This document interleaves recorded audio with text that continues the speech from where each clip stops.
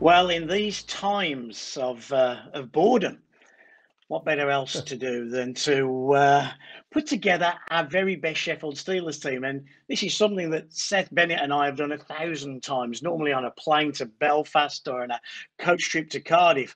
And now we've got the maths teacher, Jonathan Fearnley, who's going to outstat us all. We thought, what better time than to put an all-time Steelers team together?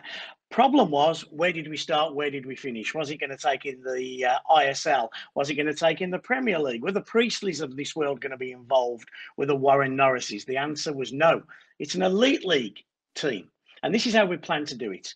The three of us are going to diligently give you our best team, made up of all the players during the Elite League era. 2 goalies, 6 defensemen, 12 forwards. We've got 14 imports. So a nice Britishness in there as well.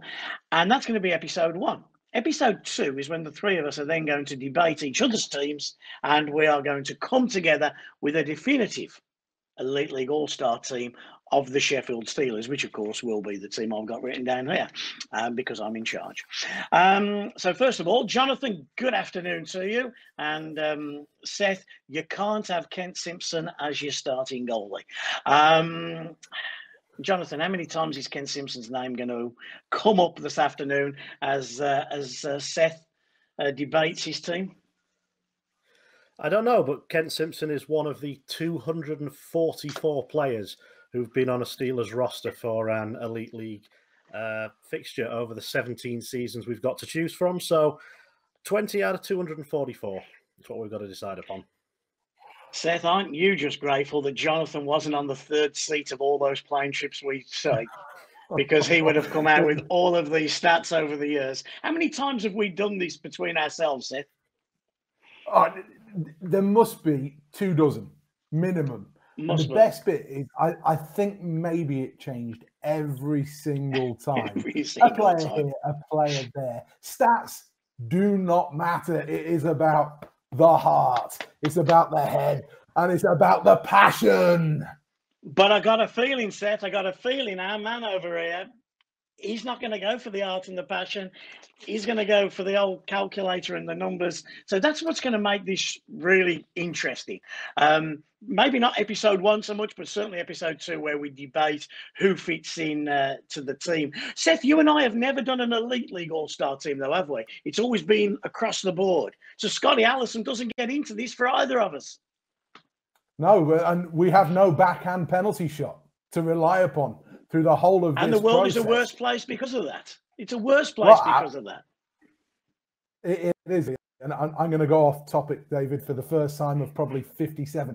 Did you see that wonderful clip on YouTube of his boy doing the backhand penalty shot recently? I saw that. And text Michelle, his mum, Scotty's wife as well. Yes, all good. So how have you gone about your team, Jonathan, before we start? Seth is going to start us off here with his team. But how have you gone about putting your 20-odd players together? I wanted a team that would actually work as a team. I get really frustrated when you see people in other sports picking their fantasy football 11s or fantasy cricket 11s, and it just doesn't work because they don't have the right number of opening batsmen or spin bowlers, or the midfield doesn't work. I wanted a lineup that would actually take to the ice and make sense in terms of there's a centre on every line. We've got wingers, we've got grinding lines, we've got a checking line, we've got scoring lines, we've got defensive pairs that balance, we've got a starting netminder, we've got a specialist backup netminder. It's designed to work as a team that could win. Jonathan, this is the Elite League. There's no such thing as a specialist backup netminder. Come on, man. Pick your 2 best netminders and get on with it. Well, that's an argument for next time, You can pick your specialist backup, and I'm going to run your first. In fact, I might even include John Armstrong just so I can guarantee victory.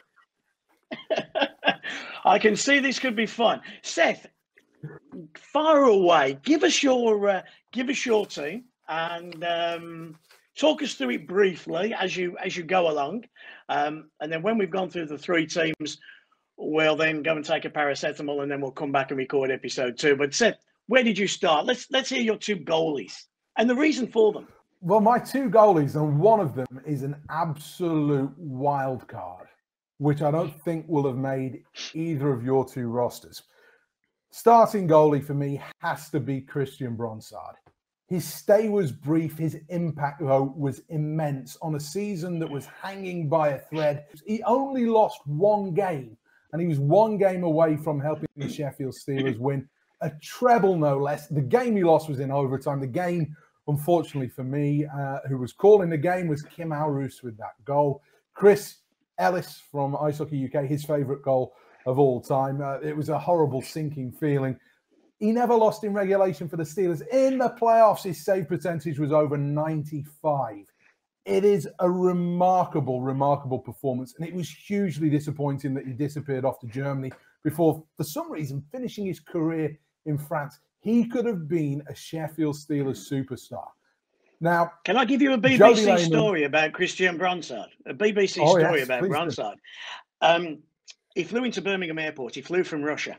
And your good BBC colleague, Paul Ogden, we got to travel down from Sheffield to Birmingham. And basically the story was he flew in on the day, he would play on the night. And we record Bronsard coming out of the air.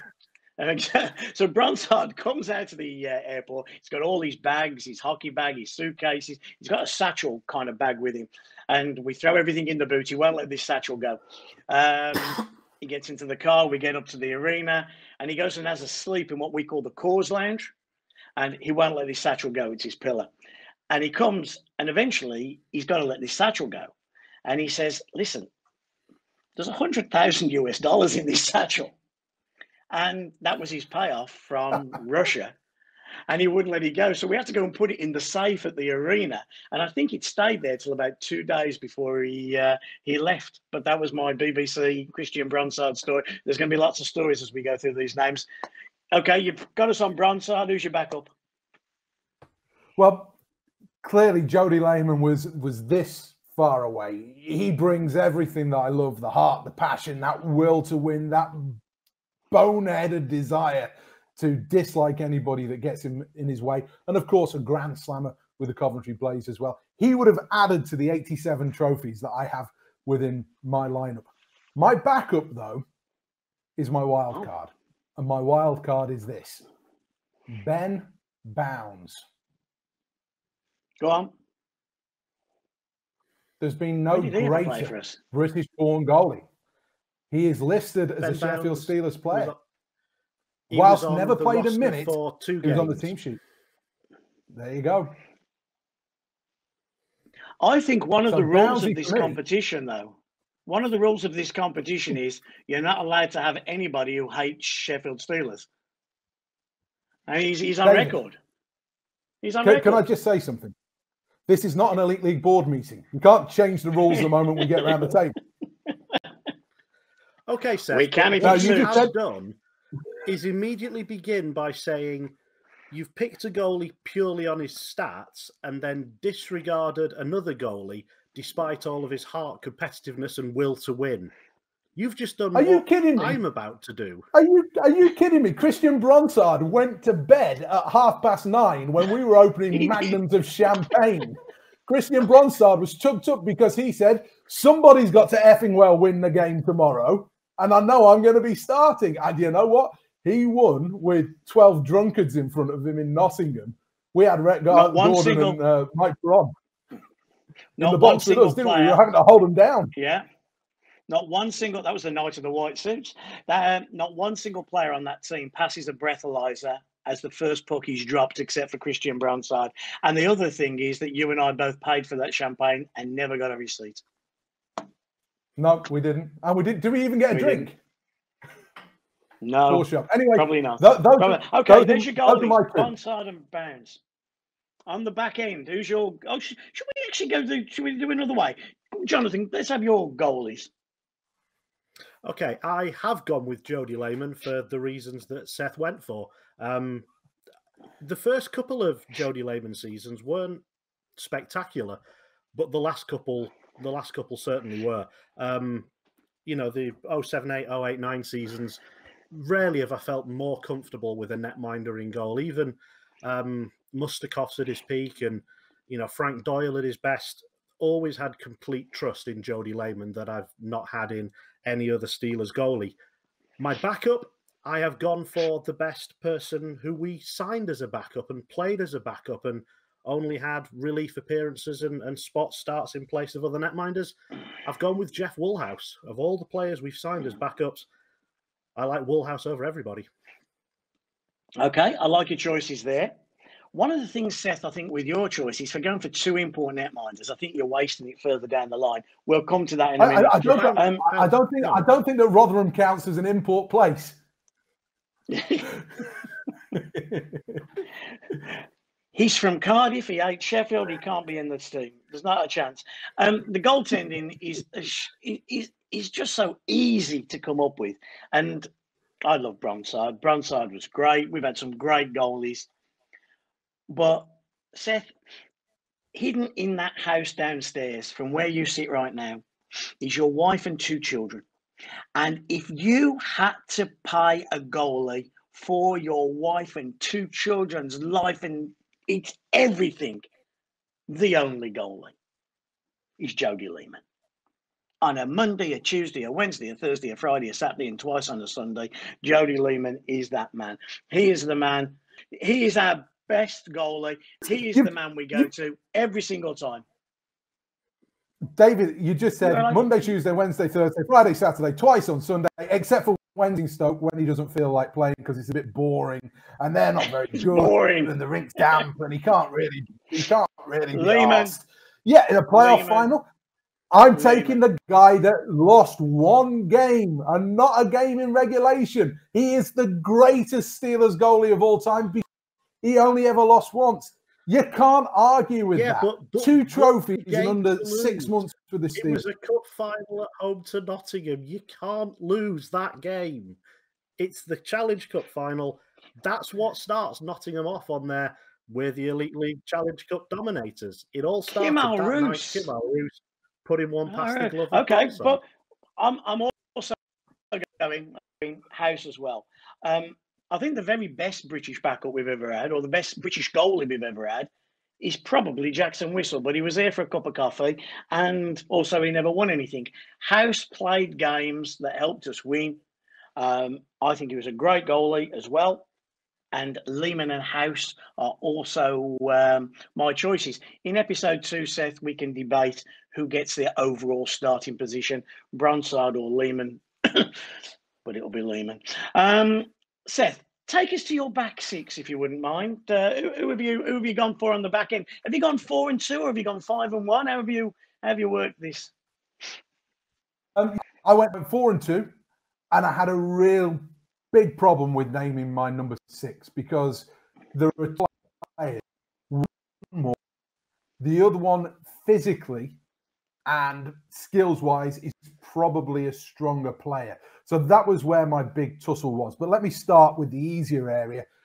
My number 1 defenseman every day of the week will always be Steve Munn. He is the best lockdown defenseman I think the Sheffield Steelers have had. 10 history. He's one of the few players that came in the Elite League era who would have slotted into that 2000-2001 Grand Slam side without doubt, and he would have improved that team. When you Munn, you look across the ice to that right side, playing on his off wing, you've got to have Rod Sarich. He's going to give you that dynamic energy, he gives you that ability, that offensive upside to be able to create things. I then think I look at my second pairing, and I think, again, I've gone for 2 players that can give me a bit of everything. On the left-hand side, mean, nasty, leadership, that grit, that snarl, that captaincy, everything that you want out of Dion Darling, you know he's going to bring to the rink every night, including in Basingstoke on a Wednesday where he probably has 3 fights and gets kicked out halfway through the game. He's partnered with Kevin Bollybrook, smooth, slick, great first pass, probably the best first pass defenseman that we've had in the history of the Sheffield Steelers. He's going to add playing the right side on the power play as well. He's going to give us a little bit of that. And then it comes to my final pairing, which is an all-Brit pair, where we see Ben O'Connor, who has done it. He may be the best British, well, no, without doubt, the best British offensive defenseman that we've ever had. The question was, who was going to play with Ben O'Connor? Whoever it was going to probably lose their hair quite quickly. and maybe I ended up with my final choice, the one with the least hair. Davy Phillips gets the nod over Mark Thomas, but it was such a very, very close run thing. Both of them have played with Ben. Both of them have been able to deal with the challenges of playing with Ben O'Connor, which are quite a lot, because Ben is a complex character. He's a great player and he's going to do great things on the ice, but you have to be a certain kind of character to be able to play with him and keep him successful throughout the course of the season. So I've gone with Davy Phillips, but Mark Thomas was an absolutely gnat's hair away. Okay, good 6, a very good 6. I've got a feeling your 6 is going to be a little bit different, Jonathan. Who have you gone with on the back end? I had a very similar thought process to Seth, but in the end, David Phillips didn't quite make the cut for me. It came down to whether I wanted the extra Brit in defence or the extra Brit as a forward. And ultimately, as we'll see later, I had to go with 4 British forwards, so there was only room for 1 British defenceman, which was Ben O'Connor. So I've got Ben O'Connor, and I've paired him with Steve Munn. I want my best offensive defenceman alongside my best pure defenceman. So I've got O'Connor and Munn as my first pairing. Second pairing, I've also got Rod Sarich, again, for all the reasons that have already been given. Just, the longevity as well, and the amount of times that he kept coming back and helping the Steelers out when we really needed it. He's certainly one of the good guys. And I've got him paired with Kevin Bollybrook, a player who I always enjoyed watching and, again, always trusted in important situations. My third pairing, I've gone for Mark Matheson, and you only realise what you've lost when it's gone. And I wish we still had Mark Matheson this season. The numbers he's been putting up in Nottingham, we sometimes forget how good his couple of seasons with us here were. I've got him, and I've got Randy Dagenais to round out my defensive unit. Okay. Matheson and Danger coming. I'm pretty much with you, Seth. I looked at Bollybrook. There was 2 Kevin Bollybrooks, remember, the 2004, who I thought was stunning. He came back a few years later. He wasn't quite the same player. You are an idiot and you are a fool if Stephen Munn is not your number 1 choice. And I think anybody doing this at home, and there's been lots of people doing this on Facebook, Steve Munn has to be. I also paired Munn with Rod Sarich as well. Can I stop you there, David? Too easy. Yeah. You're going to say I'm a great Rod Sarich fan. No. I'm going to tell you the story about how Steve Munn ended up in Sheffield. And I was in a pub with Mike, but I was sitting in a pub on a midweek afternoon with Jody, and Steve Munn had all but agreed to go to Coventry, if I'm right in thinking. You're right. Jody Lehman got on the phone to him, and in my presence, he says, Mudder, how are you? And I was like, who's he talking to? Yeah, mate, you don't want to go there. You don't want to go there. No, nowhere near as good.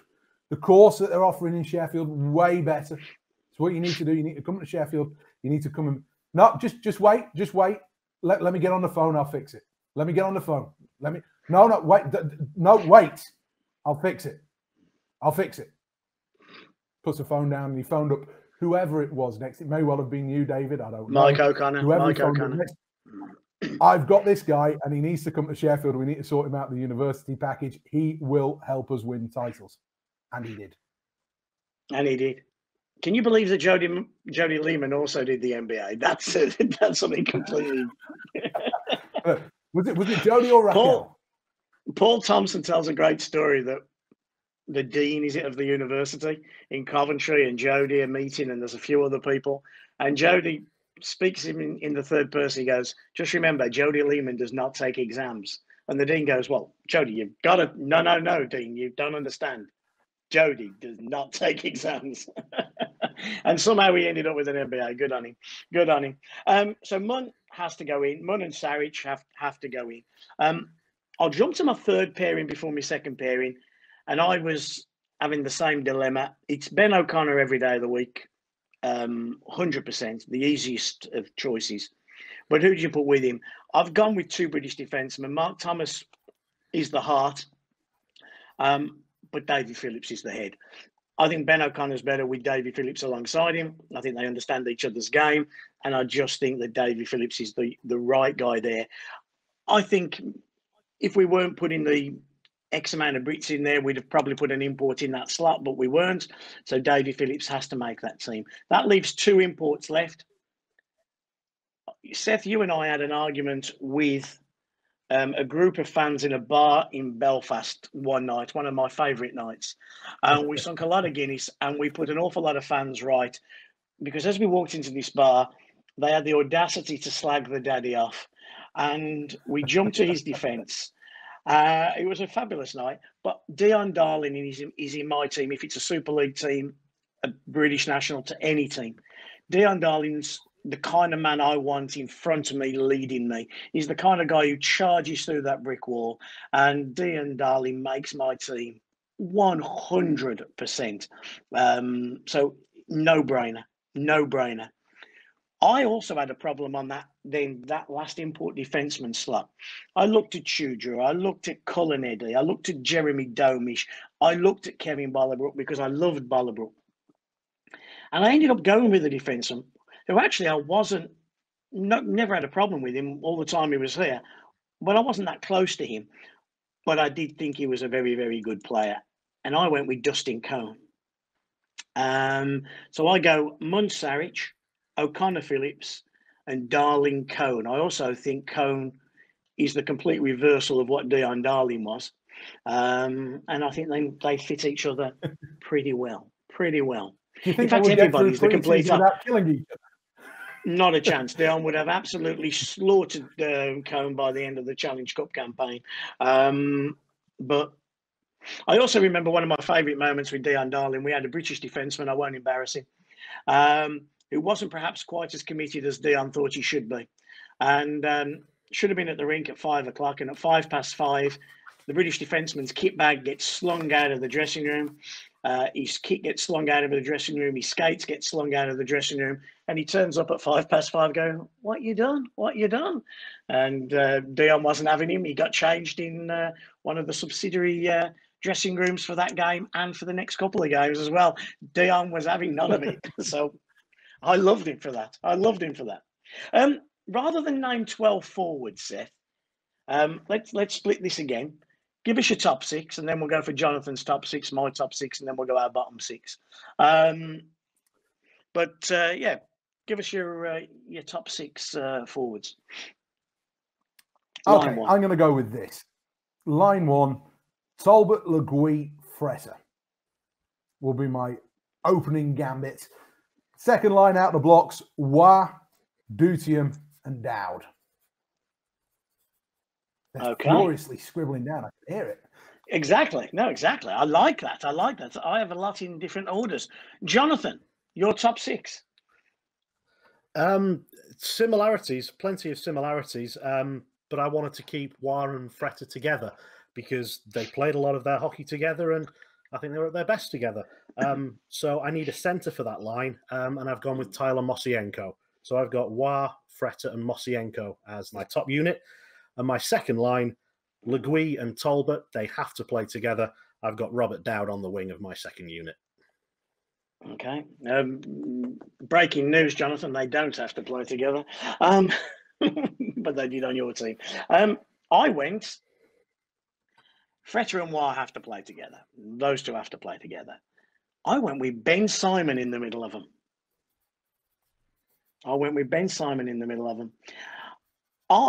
And I was saying to Jonathan earlier, Seth, before you came to the screen a little later than we planned.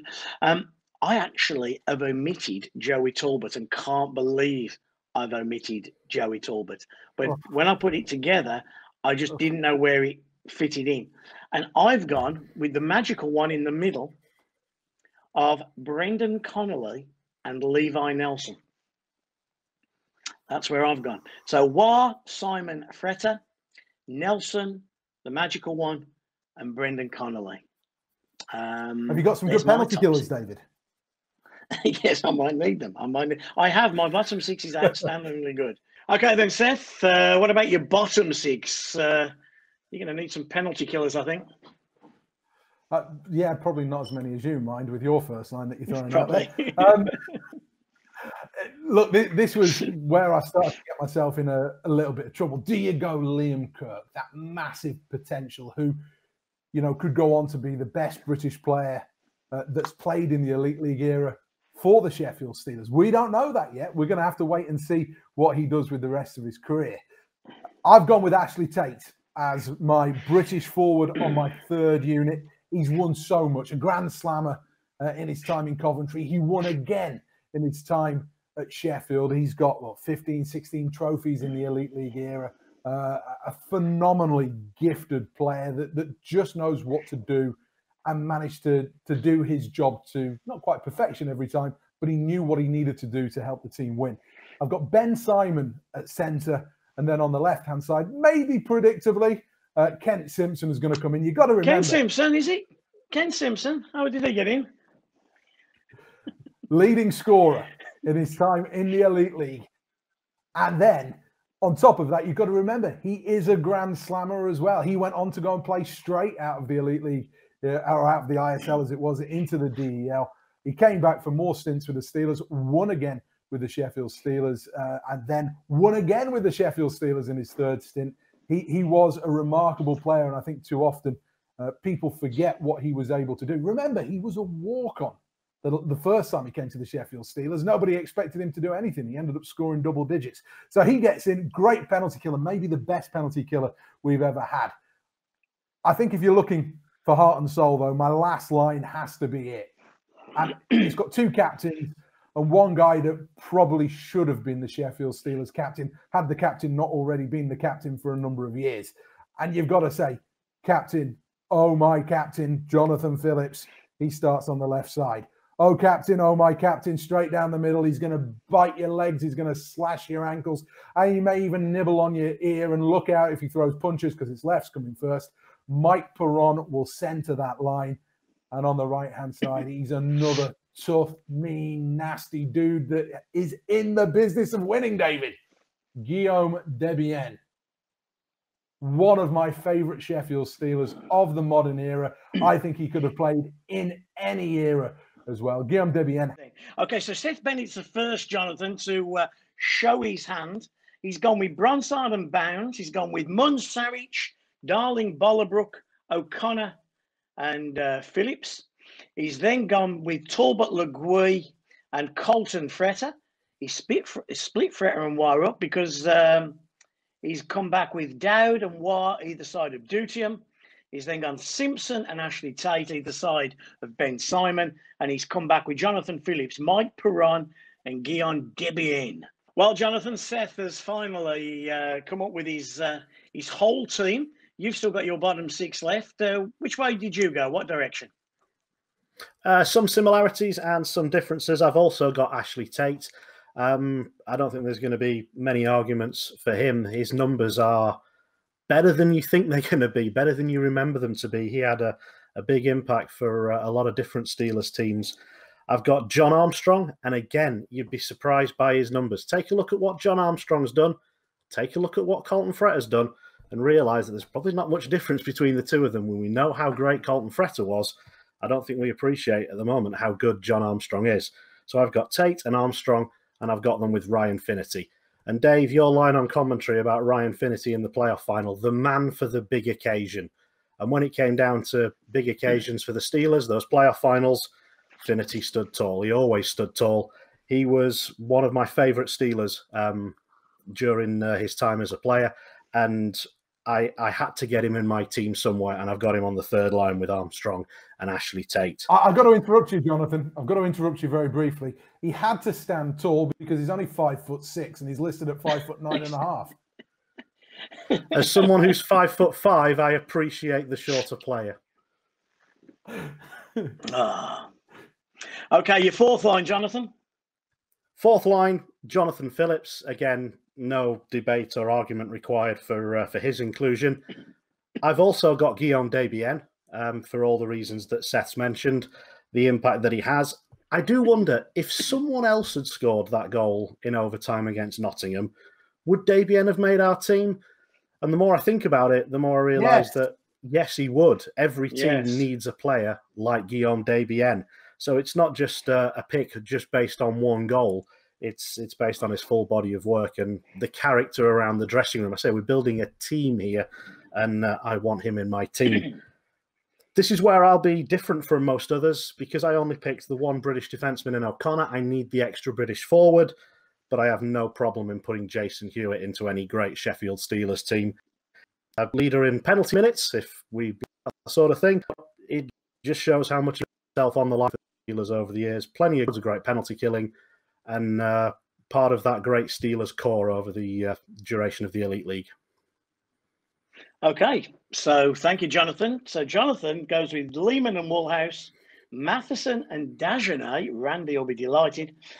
Savage and Bollebrook, O'Connor and Munn. Comes back with War, Mosienko, honestly, and Freta, Legui, Talbot and Dowd, Armstrong, Finnerty and Tate, Phillips, Hewitt and Debienne.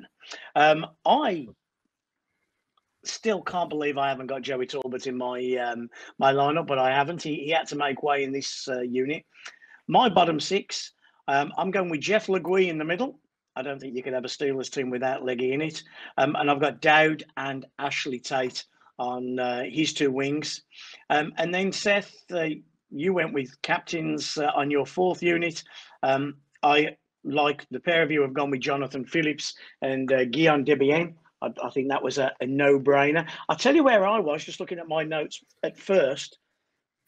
I think the best fourth-line centre we've ever had is Jared Hagos. And I thought he was phenomenally good. But I refer to one night in Cardiff, when we won in Cardiff. He was supreme. I remember the last minute of the game, he pretty much held onto the puck the whole 60 seconds. I really did like Hagos, but you can't have a Steelers team without Ryan Finnerty. And that meant Perron missed out for me, and I went with Finnerty over Perron. So my team is Lehman and Woolhouse, Munn and Sarich, Darling and Cohn, O'Connor and Phillips. And then I come back with War, Simon and Freta, Levi Nelson, the magical one, Mark Dudium and Brendan Connolly. And then I go with Dowd, Legui and Tate, Jonathan Phillips, Ryan Finnerty, and Debienne. Now, here's the interesting one. The coach. Who coaches your team? We've had a lot of good coaches. In fact, we had 4 in 1 year to start the era off. I always remember Kent Simpson at the Supporters Club dinner dance, making a presentation to Paul Heavey as the Players Coach of the Year, because they'd had so many of them. But Seth, who coaches your team and why? I've got an old school team, I think. If you're telling this lot to be there doing their stretches at 9 a.m. on a Monday after a 2 a.m. finish on a Sunday night, I don't think you're going to see too many of them there. That's not to say they're unprofessional, but I think they're of a different era. And I think you need a coach of a different era to be able to get the most out of this bunch, which is essentially kick the gate open and let them go. From time to time, curb their tempers and deal with the... Well, you probably don't even need to deal with the room, to be honest. That's going to take care of itself. So for me, it's a coach that's not too fancy, but a coach that everybody would want to play for. And the best coach for that in Sheffield Steelers history is Mike Blaisdell. I think he coaches this to an awful lot of success. I'm very conflicted in this because I think the best coach in Sheffield Steelers history is Paul Thompson. I think in terms of X's and O's, in terms of what he did for changing the mentality of the hockey club and bringing it into the new era. But I've selected a team from a different era. So maybe I don't want Paul Thompson to be the coach of that club. Dave Matsos was the other one that was in the picture for me. And he would be close with this group because I think he would do very well with them. But I think when push comes to shove, I need to be entertained. You've got to think of me between periods. You've got to think of me in the interviews. You've got to think of me, not anybody else. And that's why Mike Blaisdell gets the nod. Blazer was the best interview. The best interview. Jonathan, who coaches your team? Nobody that Seth's mentioned so far. He's mentioned a lot of names, and I considered all of them. But I want goals. I like watching my team score lots of goals. And the Steelers coach that we scored the most goals under is Ben Simon. We think we scored a lot this season under Aaron Fox. Simon's team blew that out of the water, even when you account for the fact that they had all those blow-away games against the uncompetitive Edinburgh and Newcastle teams. Remove those, and they still outscored this season's team. Terrific entertainment, and, you know, that team fought as well. They hit hard. Ben Simon, first game, first shift, big check in the corner. He wants his team playing a physical game, but you're getting the goal output as well. He's not going to stifle this offensive output. I want Ben Simon. Also, if someone else gets injured, he can slot straight into the lineup. I was just going to say that. I was just looking at your lineup. I'll allow you Ben Simon because you haven't got him as a player. And the greatest ever Steelers Elite League team can't have a player coach. But you've got him in there as an actual coach. Let him have his way. We haven't debated it yet, Seth. It's okay. We'll soon remove him from that. I actually... Not the first time, David, you've removed the coach before he's even take charge of the team. Very true, very true. I obviously knew where everybody would think my allegiances would go here. So actually, this morning on the coaching front, I phoned several players of different eras and asked their advice on who the best Steelers coach was. And I spoke to players who played for several of them. And unfortunately, none of them had played for Mike. And Mike is my favourite. My favourite time in hockey was those years spent with Blazer. The funniest times. I have the Twitch courtesy of Darren Brown and Mike Blaisdell. So I'm reminded of those two individuals every day. I go through the Matsos era. I go through all of that. And this is how it came out. The players said that the best coach from a player's point of view, the best man management would have been David Matsos. He got a lot of ticks. Paul Thompson then got them for motivation and also for the X and O's. Funny enough, Tom Barrasso didn't get any votes. Breaking news. But I got to go with the guy. I've worked with all of them, and as much as I love... Yeah, not in Sheffield. And the world begins and ends in Sheffield, Seth. You know that. So I got to go with the guy who I think is the best coach that's ever coached us, and I think that is Paul. So I'm going to go with Paul Thompson. Yeah, had a horrible end to his Steelers career. But whilst he was with us, I think he's changed a lot of the things that we see today. And I also think he could manage, and he's a good all-round bet there. So Seth goes with Mike Walter Blaisdell. Blaze, if you're watching, do apologise. There is episode 2 where we debate this. Ben Simon won't be watching at all. He couldn't care less, I don't think. And I don't think Tom will watch either, but I've voted for him. So are you happy with your lots before we start debating them position by position? Seth, is there any last-minute changes you want to make on the roster? Look, I think there are a few players that deserve a mention that we haven't mentioned so far. I think Stephen Meyer was a remarkably good player. And had he ever come back to the Sheffield Steelers, he could have had a huge, huge impact on being a massive fan favourite long term and somebody that could have gone on to win more trophies. And he would have been in the mix, I think. He was somebody I really liked. Stephen Gertson is another one that when I was writing it down, if I maybe had one more import, I think I might have thrown Gertson on the Perron, Gertson, Debian line. And I don't believe anybody would have scored against them all season long. I would have been, and they would have been slashed, and they would have been hacked, and they would have been hit, and they would have got to the point of raising that white flag up to the arena board. I think that would have been a super line. But Stephen Gertson was another player I really enjoyed watching play. And, you know, I think he had a real shot of his team. One of the best interviews you could ever do is Stephen Meyer.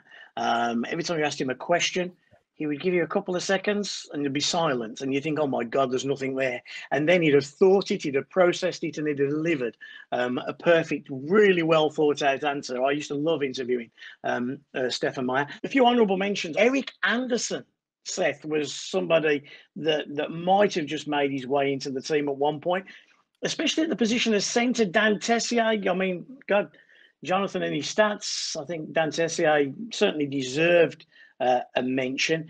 Mosienko, I can't see at all. Fearnley, you know, if we're bringing Wara and Fretter, you know, Fearnley was prolific in that year. And I think the most underestimated player was Freddie Vestberg. But I think if Vestberg had played a second season for us, I think he might have made his way in somewhere along the line. But folks, you have the best elite Ice Hockey League All-Star Sheffield Steelers team of Seth Bennett, of Jonathan Fearnley, and of myself, David Sims. You have our goalies, our defensemen, our forwards. Put your team together. Go onto the Steelers Facebook page. It's the pinned post. We don't want any more votes for Kent Simpson. Seth has done a good enough job on that one already. But folks, go to Facebook, put your All-Star 20 down, 14 imports, the rest of British players, and they're proper British as well, Indigenous British players like your Robert Dowds and your Ben O'Connors. And then we'll be back in a couple of days' time, and the three of us are then going to debate each other's team and come up with a definitive All-Star Steelers team of the Elite League era. Folks, stay safe.